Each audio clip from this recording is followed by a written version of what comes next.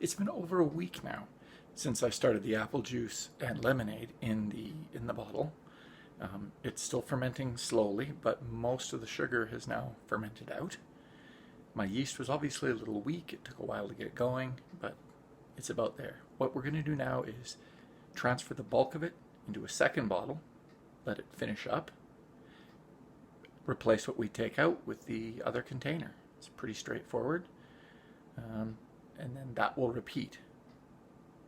This time though, I expect it will ferment a lot faster because the yeast is now conditioned to the media it's in.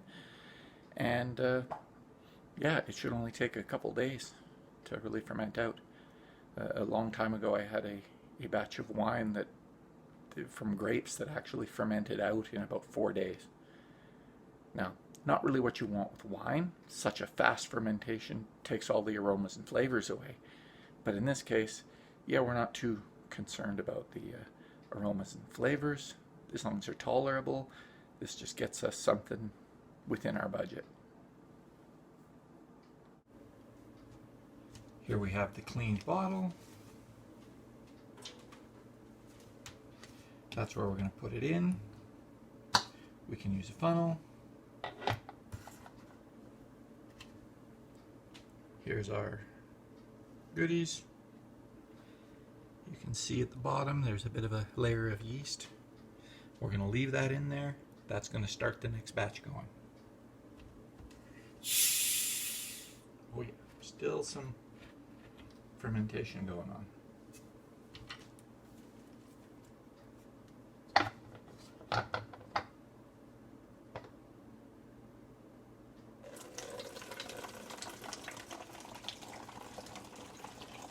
Now normally for brewing things, you don't want to expose your liquid to the to oxygen.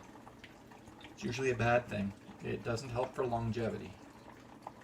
Oxygen's very potent when it comes to ruining brewing. This, however, is going to be consumed within a few days. That's the plan. You could try setting some aside till it clears completely out and develops good flavors and stuff. That can take up to a year or 5 years, depending on what you've got in there. I'm going to leave.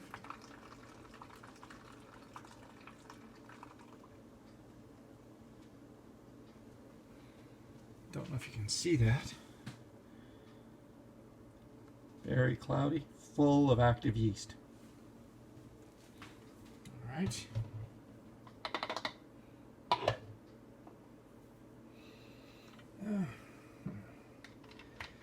And we will cap that off because that is going to keep fermenting a little bit more. You can see it's pretty soft. So let's add our next box.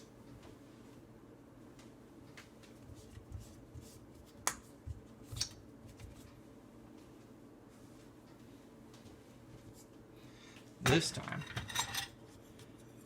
I'll throw this up first.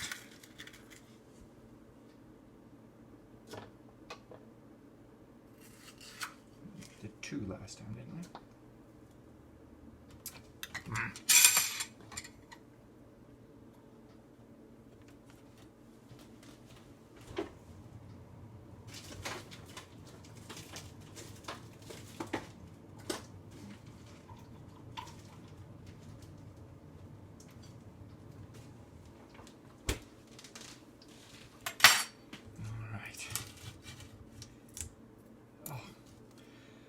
Of course it ripped off. It is a cheap box of apple juice, so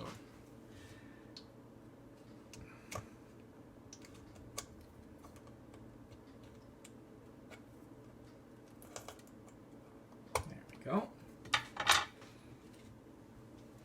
Let's add this to the mix.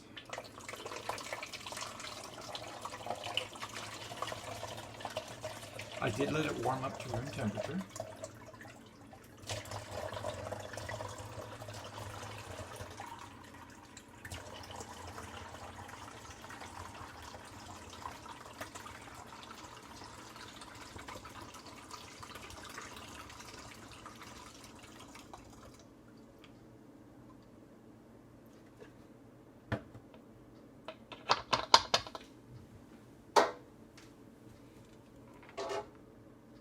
Ta-da. Cap that one off again.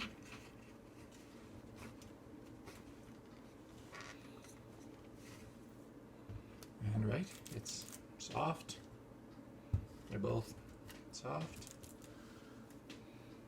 This guy isn't going to produce a lot more carbon dioxide. It will produce some. And what we will likely see over time, maybe I'll just keep this going for a while yet, and we'll see how clear this one gets.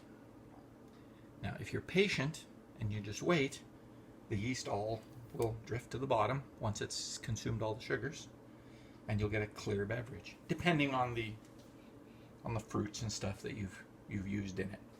In this case, with just plain apple juice and a little bit of lemonade, there shouldn't be a lot of pectin in there to cause it to go cloudy. Oh, except the apple juice, the stuff in the boxes, is cooked. This can set it up to have a pectin haze. It's not going to hurt you remotely. And in fact, this other stuff, you could drink it right now. It actually would be fairly high in some vitamin B complexes thanks to the yeast, and could be quite healthy. In the Middle Ages, a lot of the brews and beers and stuff were consumed within a week of them making them. I've seen recipes for Elizabethan 8-day ales. So there we go. I will put these both back into the dark closet. It's kept at household room temperature, so it's warm. It's not hot. It's 19 degrees Celsius maybe, and it's in the dark. I think I forgot to mention that before. Sunlight wreaks havoc on anything you're brewing. You wouldn't want to put this in like a sunny window or something. It's going to go nasty. I don't know if it would still be toxic or anything. I'm fairly certain it wouldn't. But you can do more research on that. The research I've done says that, yeah, it'll just stink. But that besides stinking, if you've ever had a skunky beer, yeah, besides smelling bad, it doesn't hurt you. But we'll put these back and carry on. All right? If you've tried this, I hope if you've been following along and you wanted to try this, go ahead. Like I said, you could use this was just brewing yeast. You could use actual, not brewing yeast. This was baking yeast, right? You can use brewing yeast. And keeping things clean, and yeah, if you keep things clean enough, yeah, there's no reason why you couldn't make this and let it sit for a year in a bottle and have kind of a nice little drink, if you like the flavors. Oh, the other thing you might be thinking, this, like I said, for as far as juice, was pretty bland. We added the lemonade to give it some acid. You could, I wouldn't recommend doing it in a small bottle though. You could sort of sanitize, let's say, some raspberries, but not much. Not very many. Raspberries are so tart and so flavorful. If you put anything more in something like this than, let's say, a quarter of a cup, it would overpower everything. And it probably wouldn't be pleasant to drink either. You can sanitize that. Well, if you heat it up to about 60 degrees Celsius for 5 minutes, that will kill any wild bacteria and yeast on the berries themselves. And then smush them up and put them in. You don't really want to boil them. Again, it'll set the pectin that's in them and you'll get a hazy drink. If you don't care how it looks, boiling them, like heating them to the point where they're boiled, will work just fine. It'll be cloudy, but it'll certainly take the flavors out. All right.